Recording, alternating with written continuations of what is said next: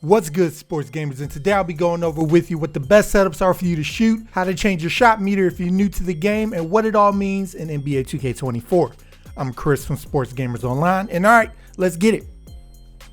First off, we're going to start off dipping into the settings menu to help fine-tune your shooting to best match what you're comfortable with. So let's go on over to your features from the main menu and scroll over to your controller settings. And first off, we'll focus on your shot timing. This setting is the foundation for how you're going to operate on the court. This determines the level of input required of you to make your jump shots and layups in NBA 2K24 by way of a shot meter. And there are going to be two main options for this setting that gamers will fall into. By default, this setting will be set to shots and layups in online modes, which means if you want to score, you're going to have to get used to using the shot meter for both your jump shots and layups in the paint. Having the added responsibility of hitting a meter to make a layup can be frustrating as you miss your fourth layup in a row. But trust me, the more you use it and get used to it, the better you will be in the long run. And getting good at it can help override heavily contested shots in the paint you end up doing if you're good at timing. And best believe it used to be a lot harder to make these. Now, if you find the responsibility of having to make your shots and layups, then shots only may be for you, which, as it says, leaves it up to the game, your ratings, badges, and defender on whether you make a layup in the paint or not, while leaving the jumpers up to you, which is how 2K used to be in the past. Now for later, but if you decide to turn your jump shot or layup meter off, it will just turn it off visually. You will still be required to time depending on whether you set it to shots and layups or just shots. But you will still be required to time your jumpers and or layups with the shot meter to successfully score with either. Turning your meter off doesn't override this setting. As you can see with the layup meter off and my shot timing set to shots and layups, the timing is still shown at the bottom because that's what I set it as, shots and layups. And the same is true for jump shots. Even though I have the shot meter off, it still shows the timing of it. So also, if you switch it to shots only, you will only be required to use the shot meter only on your jump shots. So you see the timing is still active when you take jumpers with the meter off, and it's visible when I turn it back on. But for layups with the layup meter off, you will notice the timing doesn't pop up. And it also doesn't when I turn the layup meter back on. Because I have my shot timing setting set to just shot timing. So when I go for layups, again, the badges, defender, and how contested I will be takes care of my effectiveness in the paint.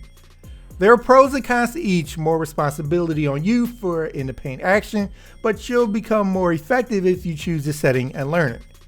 Shots only removes the worry, and if you're selective with the type of shots you choose when you're in the paint, which I'll go over shortly, you don't have to time your layups, and this works as well.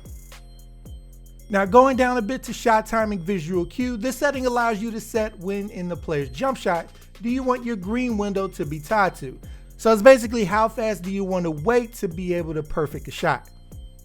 And there are 4 different parts in the jump shot that you can set your green window to make the shot to. You can set it to jump, which is basically very fast. So as soon as the player jumps is when the meter will fill quickly for you to hopefully green your shot. Now all players' jump setting will be different from each other. Somebody like Drew Holiday, I always mention him as fast regardless of what you set this as. And you're just making adjustments within an already quick jumper. And others will take longer as they reach their jump window a lot later. You can also set it to when the ball is rested in their hand about to be launched forward with set point, which I use the most often. There is push, so when the player begins to push the ball forward is the optimal window. And then there is release, so when your player is about to let go of the ball, which for gamers who played last year is similar to very late. So this one will have the meter take the longest to fill. Again, every player's jump shot is different, so one player's release can still be a lot faster than another. So only way to find out is hit practice mode and try them out. Now it's common knowledge that you get a boost in your shooting percentage by turning your jump shot meter off. This can also naturally help those who just don't like looking at a shot meter and helps you focus on your shot timing visual cue more easily. Next, we got turning the layup meter off. But if you have your shot timing on shots and layups, you're still going to need to time them. You just can't see the meter. So if you do opt for that setup when you're open, you're going to want to be as efficient as possible with the moves you do. So opting for floaters, which you do by aiming the right stick down, or quick scoop layups holding the right stick to the left or right will give you huge green windows to make the shot, so you don't have to worry there. Under the rim from a standstill position, the meter will go super fast, so you don't need to hold it long to make these shots. And shots in traffic off the dribble, you're going to be required to hold the meter longer than you would think, especially for the animations that have the defender go past you, as the green window can fluctuate and get bigger when you become open later. And if you have your shot timing set to just shots only, this doesn't matter because you're not using a meter anyway. Next, we got shot meter input type, and this lets you decide when the shot meter will be displayed depending on whether you use the shoot button or the right stick to shoot. This only works if you have your jump shot meter on though, so remember that. And again, this lets you tell the game, okay, now how much do I want the meter on? Only when I shoot with the button and have it off when I use the right stick? To decide that, you also got to think about what type of shots you shoot and what do you use to shoot them. Do you want the meter on when you shoot with the right stick for difficult shots, which for example would be like step back jumpers, spins and such, and have it off when you use the button, which is more for wide open catch and shoot shots to get that boost? Something to think about. Or do you want it on just for everything, which it is set by default? Remember, this only matters if you have your jump shot meter on, as this lets you fine tune when you want it on and when you don't. Now in NBA 2K24, out of the box, you have 7 default shot meters to toy around with in 3 different locations, which we'll also go over for each. So we've got 21 different combos when you start the game. And visually they make a world of difference, some more than others.